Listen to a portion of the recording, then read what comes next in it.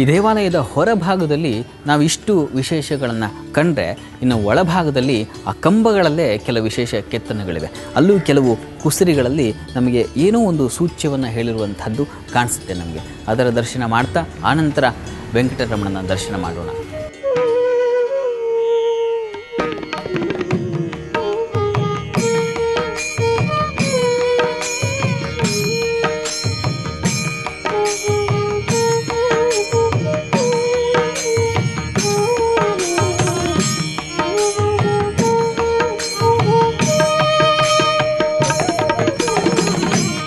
ಒಳ ನವರಂಗವೂ ಕೂಡ ಬಹಳ ಗಮನೀಯ. ಪ್ರತಿ ಕಂಬಗಳಲ್ಲೂ ದೇವತೆಗಳ ಕೆತ್ತನೆಗಳನ್ನು ಕಾಣಬಹುದು.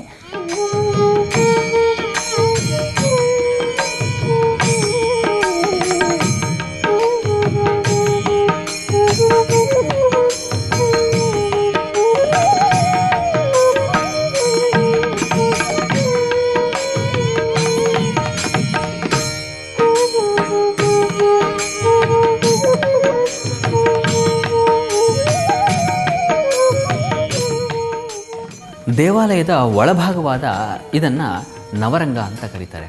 ವಾಸ್ತವವಾಗಿ ಈ ನವರಂಗವನ್ನು ಉಡುಪಿಯ ವಾದಿರಾಜ ಸ್ವಾಮಿಗಳು ಕಟ್ಟಿಸಿದ್ರು ಅಂತ ಹೇಳ್ತಾರೆ. ಅದರ ಪ್ರತೀಕವಾಗಿ ನಮಗಿಲ್ಲಿ ಕೆಲ ಗುರುತುಗಳು ಸಿಗುತ್ತೆ ನೋಡಿ. ಈ ಕಂಬದಲ್ಲಿ ನಾವು ವಾದಿರಾಜರು ಆರಾಧಿಸ್ತಾ ಇದ್ದಂಥ ಹಯಗ್ರೀವ ಸ್ವಾಮಿಗಳನ್ನು ಕಾಣಬಹುದು.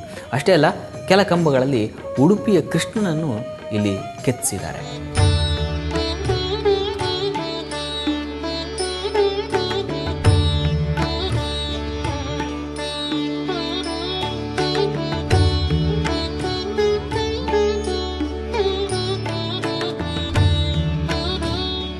ನಾನಾಗಲೇ ನಿಮಗೆ ಹೇಳಿದ ಹಾಗೆ ಇಲ್ಲಿನ ಕಂಬಗಳಲ್ಲಿ ಕೆಲ ವಿಶೇಷ ಅನಿಸುವಂಥ ಶಿಲ್ಪವನ್ನು ಕಾಣಬಹುದು ನೋಡಿ. ಉದಾಹರಣೆಗೆ ಇಲ್ಲಿ ನಾವು ನೋಡ್ತಾ ಇದ್ದೀವಲ್ಲ, ಒಬ್ಬ ಮನುಷ್ಯ 4 ಕಾಲುಗಳಿಂದ ಕೂಡಿರ್ತಕ್ಕಂಥ ಚಿತ್ರಣ ಇದೆ, ನಮಗೆ ಕಾಣಿಸ್ತಾ ಇದೆ. ಇದನ್ನು ಹೀಗೆ ಮುಚ್ಚಿಟ್ರೆ ಈ ಭಾಗದಲ್ಲಿ ಒಬ್ಬೇ ಮನುಷ್ಯ ನಿಂತಿರ್ತಕ್ಕಂಥದ್ದನ್ನು ಕಾಣಬಹುದು.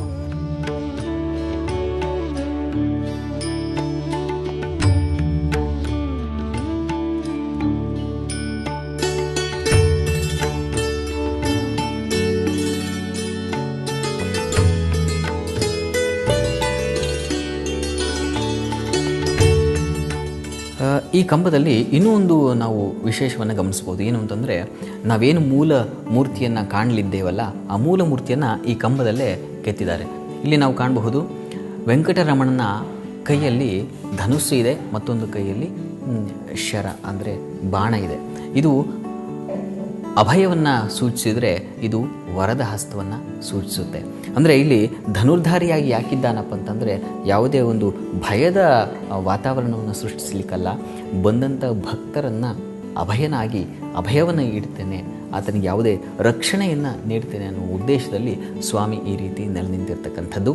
ಇದೇ ಸ್ವಾಮಿಯ ಈಗ ಮೂಲ ಮೂರ್ತಿಯನ್ನು ಗಮನಿಸೋಣ. ಆ ಮೂಲ ಮೂರ್ತಿಗೆ ಈಗ ವಿಶೇಷ ಪೂಜೆಗಳು ನೆರವೇರುತ್ತೆ, ನೋಡೋಣ. ಅಜ್ಞಾನಿನಾ ಮಯಾ ದೋಷಾನ್ ಶೇಷಾನ್ ವಿಹಿತಾನ್ ಹರೇ, ಕ್ಷಮಸ್ವತ್ವಂ ಕ್ಷಮಸ್ವತ್ವಂ ಶೇಷಶೈಲ ಶಿಖಾಮಣಿ. ಇಲ್ಲಿ ನಡೆಯುವ ಮೌನ ಪೂಜೆ ತಿರುಮಲ ಯೋಗಿಗಳಿಂದ ಉಪದೇಶಿತವಾಗಿ ಬಂದದ್ದು. ಮೌನ ಪೂಜೆಗಾಗಿ ಭಕ್ತರು ಬಂದು ಹರಸಿಕೊಳ್ಳುವುದು ಇಲ್ಲಿನ ಪದ್ಧತಿ. ಭುಕ್ತ್ವಾ ಸಲೀಲಮಧ ಕೇಳಿ ಸುಖ ಪಠಂತಿ, ಶೇಷಾದ್ರಿಶೇಖರ ವಿಭೋ ತವ ಸುಪ್ರಭಾತಂ.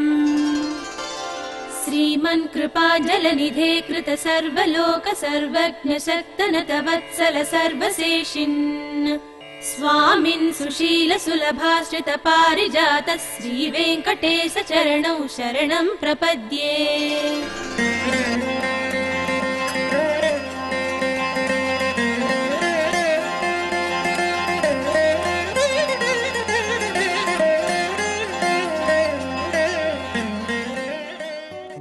ಅವತ್ತು 1000ಕ್ಕೂ ವರ್ಷಗಳ ಹಿಂದಿನ ಕಾಲದಿಂದ ತಿರುಮಲ ಯೋಗಿಗಳು ಯಾವ ಪೂಜಾ ಪದ್ಧತಿಯನ್ನು ಅವತ್ತಿನ ಅರ್ಚಕರಿಗೆ ಉಪದೇಶದ ಮೂಲಕವಾಗಿ ಕೊಟ್ಟರೋ, ಅದು ಇವತ್ತಿನವರೆಗೂ ಉಪದೇಶ ಕ್ರಮದಲ್ಲಿ ಬಂದಂತಹ ಪೂಜಾ ವಿಧಾನವಾದದ್ದರಿಂದ ಪೂಜೆಗಳನ್ನು ರಹಸ್ಯವಾಗಿ ನಡೆದುಕೊಂಡು ಬಂದು ಬರಬೇಕು ಅನ್ನೋದು ತಿರುಮಲ ಯೋಗಿಗಳ ಆದೇಶ.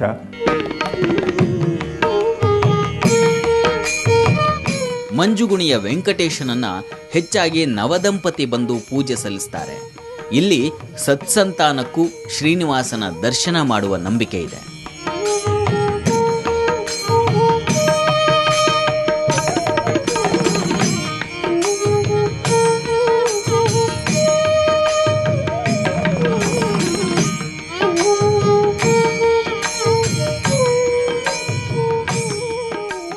ನವದಂಪತಿ ಕಡ್ಡಾಯವಾಗಿ ದರ್ಶನ ಪಡೆಯುವಂತಹ ಈ ಮಂಜುಗುಣಿಯ ವೆಂಕಟೇಶ್ವರ ಕರ್ನಾಟಕದ ತಿರುಪತಿ ಅಂತಲೇ ಪ್ರಸಿದ್ಧ.